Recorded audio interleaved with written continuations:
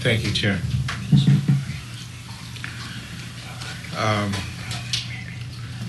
In over 100 appointments that I voted on here, I've only voted no on one other one, and I've never before spoken against one. It's very difficult to do, and I feel that I owe it to the nominee and the process to explain myself as clearly as possible. I oppose this nomination because I will feel it will harm the future of our state. And if I feel that way, it's my job to rise above expedience and convenience and have the courage to do so. Doing this job and taking seriously our responsibility to be a check and balance against other branches of government can be uncomfortable, but not doing it is inexcusable. Mr. Ching, as everyone has said, and I agree wholeheartedly, is a very nice man, an honorable man with obvious integrity, very likable, and I mean that sincerely. That's not in question at all. If you're confirmed, I will work with you in good faith and with full support. But that's not the point. The question we face, which the Constitution charges us to answer, is the nominee qualified and capable of doing this important job? I accept that in some cases I might not politically like a nominee, but they may still be qualified. I don't feel that's the case here. In this case, as an environmentalist and one of the thousands who care so deeply about not only Hawaii's short-term economy, but also its long-term sustainability and unique natural resources, I must speak out against the harm I feel this confirmation would bring. Not just potential harm to the environment, our precious resource, but the certain harm to the public trust in our government. Comparisons to the PLDC have been made and are perhaps unfair, but this is, in my mind, the PLDC issue times 10. Instead of a branch of DLNR devoted to development, we're now looking at refocusing the entire department through a lens of development instead of stewardship and preservation. I learned from that episode how important stewardship of our public lands is to the people of Hawaii. And I'm not sure if we heard the outcry or if we have to repeat the lessons of that chapter. I can find no better words to describe the situation than those of Mr. Randy Awo, who after 25 years serving as in DLNR, culminating as head of DoCare, the nominee's entire career track has been the polar opposite of DLNR's mission. No one's preparation for this kind of job is complete. And of course, there will be a learning curve for anyone. But we require subject matter expertise in every other department's director. Would we hire a tax director and ask that she learn accounting on the job? Would we hire an attorney general with no legal experience? A transportation director not familiar with transportation? Of course not. Yet in this case, we're asked to approve a nominee with no real experience or aptitude for the mission. And in such a complex and important department, the lack thereof is a huge disqualification. Today we confirmed 2 nominees, each of whom had decades of specifically relevant experience in the field they were appointed to. To say that such subject matter experience is not needed is to me to display a lack of concern for preservation and conservation. It displays a surprising dismissal of the concerns of those who care about environment and cultural heritage. It's been said that subject matter knowledge is not needed, but simple management experience is sufficient, and then the nominee can learn on the job.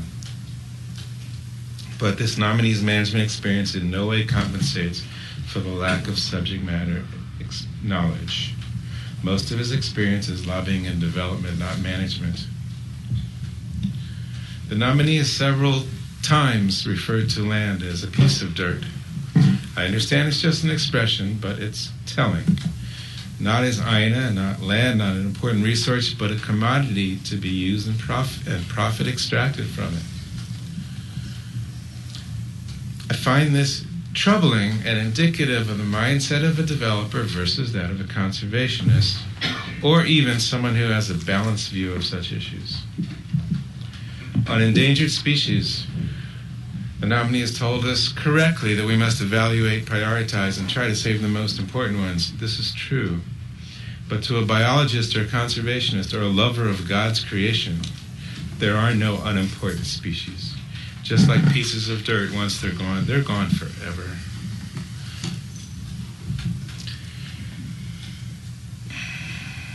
Advocacy for groups opposed to preservation and conservation comprises most of the nominee's life experience.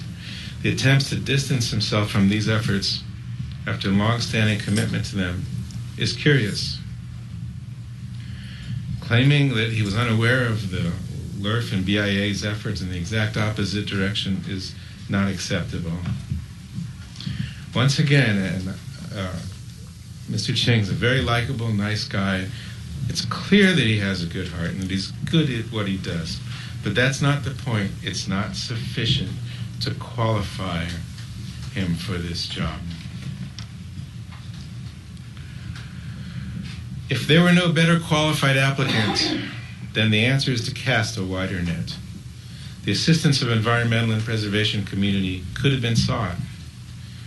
Any of several DLNR division leaders could be promoted. Several of whom are in this room, several others not in this room. It would result in a boost in morale instead of a demoralization of the department. It would also result in someone with knowledge of the organization, the laws that it operates under, and its core and mission.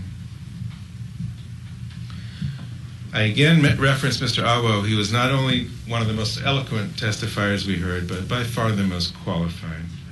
He describes the level of concern within the department over this nomination as unprecedented. And the inappropriateness of this nomination as being on an entirely different level from any previous nominees and any other previous director. My own discussions with staff confirms this.